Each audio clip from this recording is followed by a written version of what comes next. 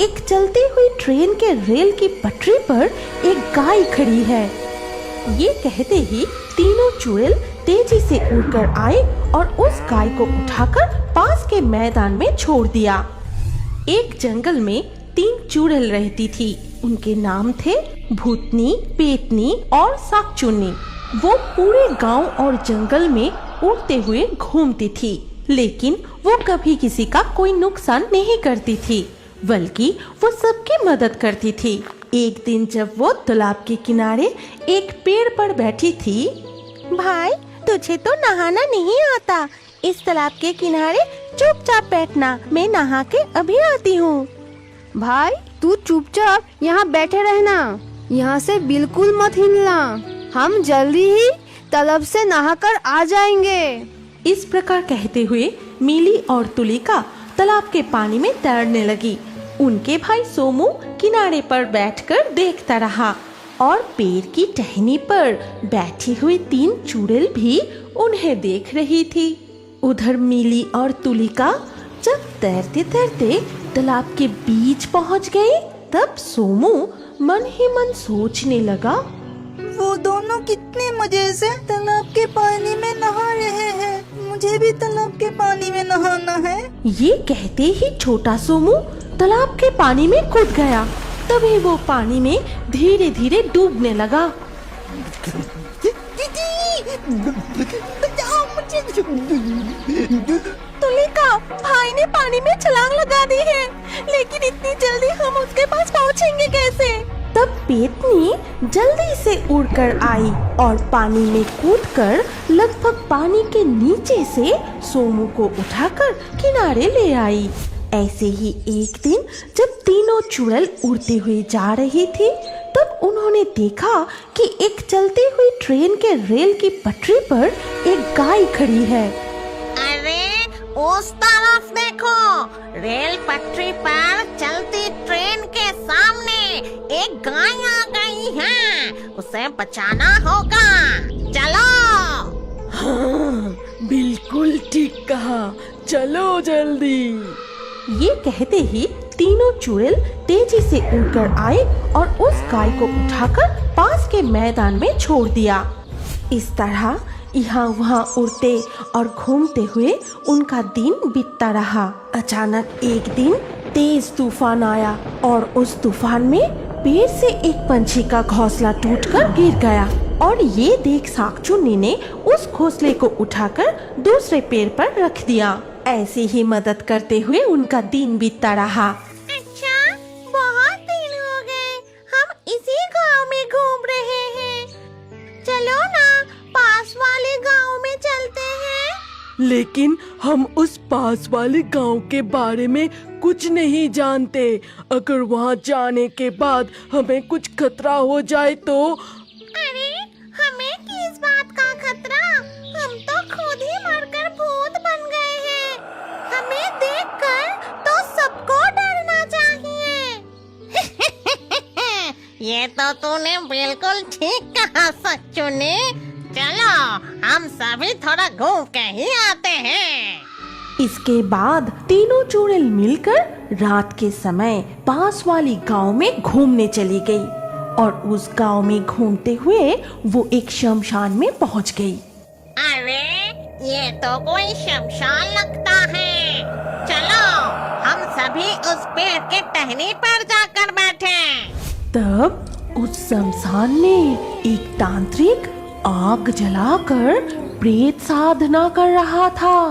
ओम ह्रीं बिरीं नमः, ओम ह्रीं बिरीं नमः। मुझे आसपास से एक चुड़ैल की गंध मिल रही है। अच्छा ही हुआ, अब इस चुड़ैल को बंदी बनाकर मेरा प्रेत साधना पूरे हो जाएंगे। ये कहते हुए तांत्रिक और जोर जोर से मंत्र पढ़ने लगा। यज्ञ की आग में घी की आहुति देने लगा। देखो, हमें यहाँ कुछ ठीक नहीं लग रही है, चलो हम यहाँ से चले जाते हैं, चलो। हाँ, तूने ठीक ही कहा, हमें यहाँ से चले जाना चाहिए। तू लोगों को हर चीज में डर लगता है। कह रही हूँ कि कुछ नहीं होगा।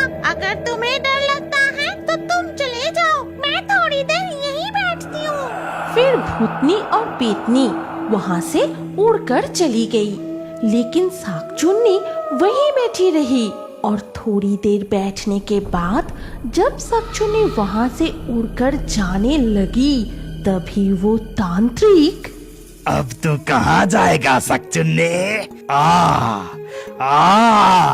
मेरे इस बोतल में बंदी बन जा। ये कहते ही तांत्रिक बड़बड़ाते हुए मंत्र पढ़ने लगा और उस मंत्र की शक्ति से शाकचून्नी बसीभूत होकर तांत्रिक के सामने रखी बोतल में कैद हो गई। ये मुझे क्या हो गया? मुझे छोड़ दो तांत्रिक, तुमने मुझे क्यों बंदी बनाया? आज से तू मेरा दासी बनकर रहेगा और मैं जो कहूँगा वही तुझे करना पड़ेगा। उधर तब लगभग सुबह होने वाली थी, लेकिन शाकचून्नी उनके पास वापस ना आने पर दो चुड़ैल बहुत चिंतित होने लगी। अरे क्या बात हो गई? शाकचून्नी अभी तक नहीं आई। वहाँ अकेले बैठकर वो क्या कर रही हैं? वही तो, शाकचून्नी वहाँ बैठे क्या कर रही है? ठीक है, मैं जाके उसे बुला के लाती हूँ। ये कहते हुए पेतनी वहाँ से उड़कर उस शमशान की ओर चली गई और वहाँ पहुँचकर शाकचून्नी को उस हालात में देख के ये क्या? तांत्रिक ने तो शाकचून्नी को बंदी बना के रखा है। मुझे अभी उसे बचाना होगा। ये कहते हुए उसने जल्दी से शाकचून्नी की बोतल का ढक्कन खोल दिया, लेकिन बोतल का ढक्कन खोलते हुए तांत्रिक ने देख लिया।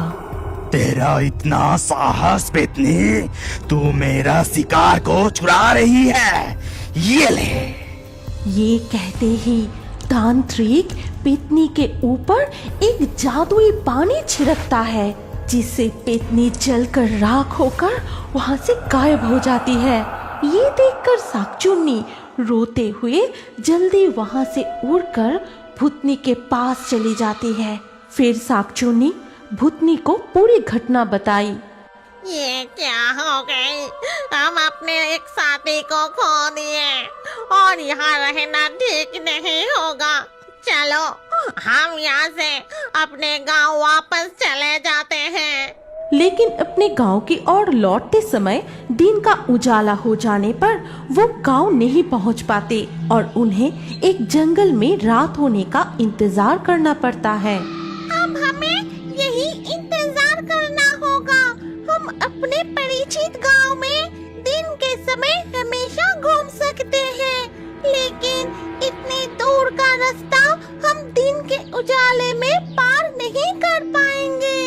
हाँ चलो, हम तब तक इस गहरे जंगल को थोड़ा घूम के देखते हैं। इसके बाद दोनों चुड़ैल उस गहरे और अंधेरे जंगल में घूमने लगती है और तभी अचानक वो एक इंसान की आवाज सुनती है।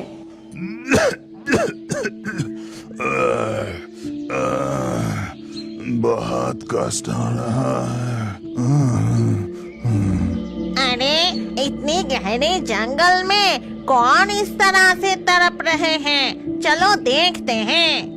इसके बाद दोनों चुड़ैल उस आवाज का पीछा करते हुए एक पेड़ के पास पहुंचती है और देखती है एक बूढ़े आदमी दर्द से तड़प रहा है। चलो हम उसके पास जाके पूछते हैं कि उसे क्या हुआ है। लेकिन हम इस रूप में उनके सामने नहीं जा सकते, हमें इंसान का रूप धारण करना होगा। फिर वो दोनों चुड़ैल इंसान की रूप धारण करके उस बूढ़े आदमी के पास जाते हैं। आपको क्या हुआ है? क्या आपको कुछ चाहिए? बताइए, हम आपकी क्या मदद कर सकते हैं? पानी पिलाओ मुझे बहुत जोर से प्यास लगी है। पानी? लेकिन यहाँ पानी कहाँ मिलेगा? आसपास तो कोई तालाब या नदी नहीं दिखी। सुनो दोस्त, तुम यहीं रहो और उनका ख्याल रखो। मैं जाके देखती हूँ कहाँ से पानी मिलेगा। ये कहते हुए शाकचूनी वहाँ से चली जाती है और भूतनी उस बूढ़े आदमी के पास बैठकर देखभाल करने लगती है। दूसरी ओर शाकचूनी बहुत दूर जाकर एक तालाब से मिट्टी का घड़ा भरकर पानी लाती है। फिर वो बूढ़े आदमी को पानी पिलाती है और उसकी प्यास बुझते ही वो बूढ़े आदमी अपना रूप बदल लेता है।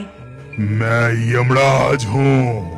आज तुम्हारी सेवा से अत्यंत संतुष्ट हूँ और इतने बरसों से अच्छे कर्मों के कारण तुम्हारे सारे पाप माफ हो चुके हैं। इसीलिए आज तुम दोनों मेरे साथ स्वर्ग चलोगे।